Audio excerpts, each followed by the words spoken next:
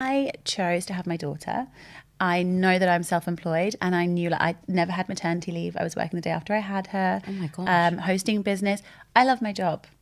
I have learned that you can't have both. It's very difficult to have. I would love to have Jax with me all the time and work and be an absolute boss. Okay. Not possible without community. Having a child, and it's one thing that I wish there'd been some more support on learning that before I fell pregnant, or maybe it was my ignorance.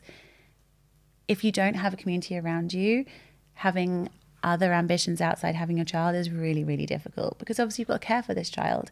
And I suddenly realized, wow, I've got to teach a retreat. How am I going to do this? What am I going to do with that? Or I need to go to this meeting, or I'm in London today with you. Who's going to have my child?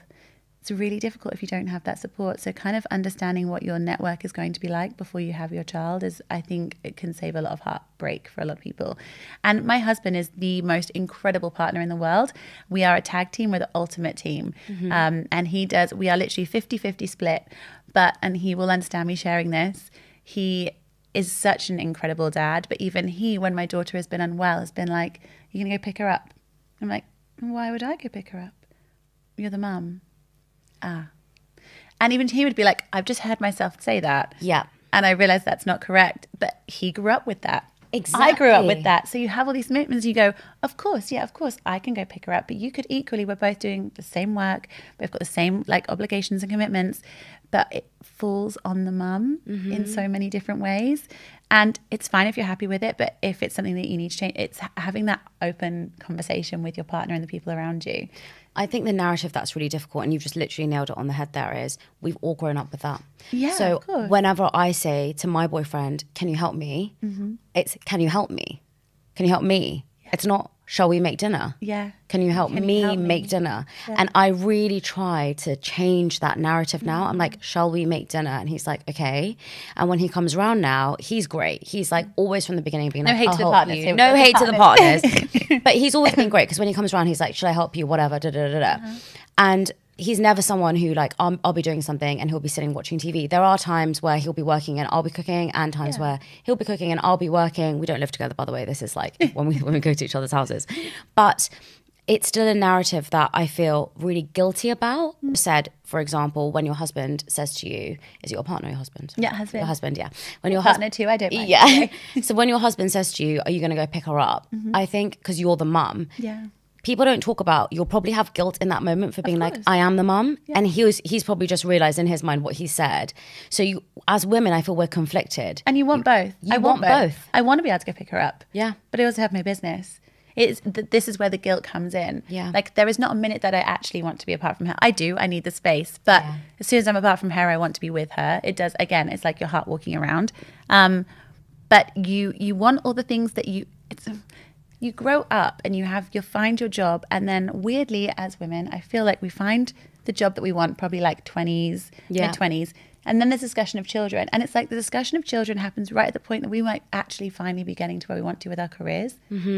So the let go is so hard. It's so hard. And for me, it was like, no, I want to be able to do both of these things. But I can't do both of these things because I've also got to be like a present mum. And she shouldn't be seeing me on my phone. And I don't want to be ignoring her for work stuff. And all these things. And you're like, oh, and I also don't want a nanny. Like, I totally get it. But I was like, I don't want someone else raising my child. I've had a child because I want to have a child. But I also want to do my business.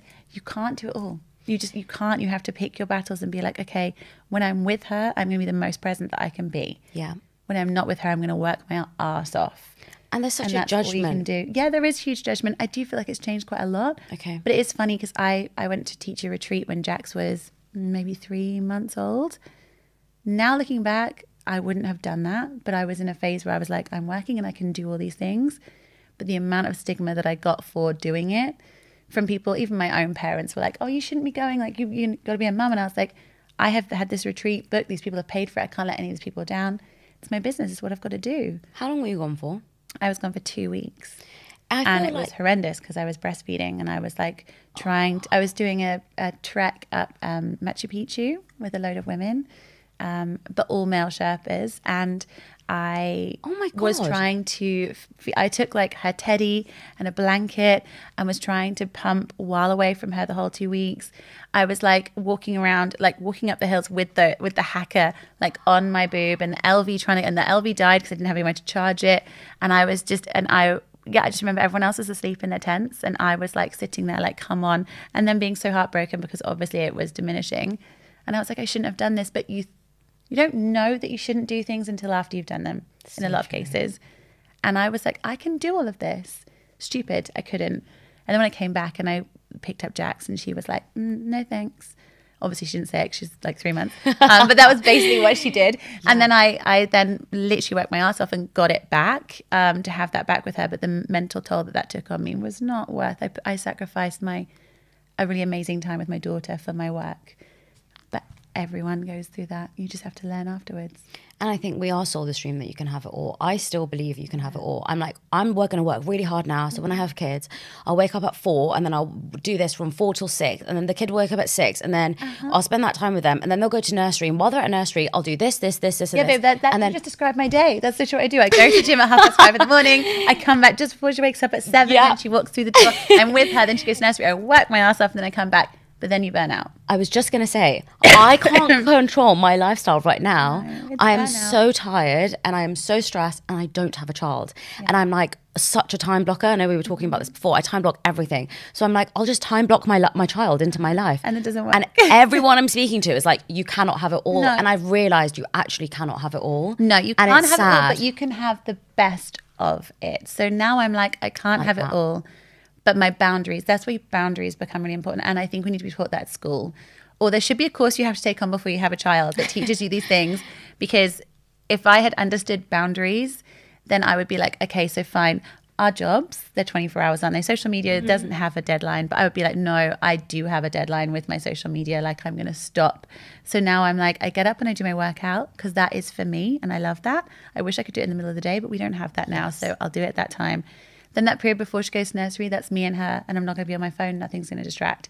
She goes to nursery and I'm going to do as much as I can, but I can't do it all.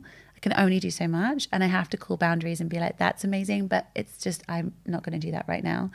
And then when she comes back, it's me and her till 7, and then it has to be my relationship after that, which has been the hardest one. And I feel for my husband, the easiest one to let go of was my husband in priorities, which was a really shit thing to say.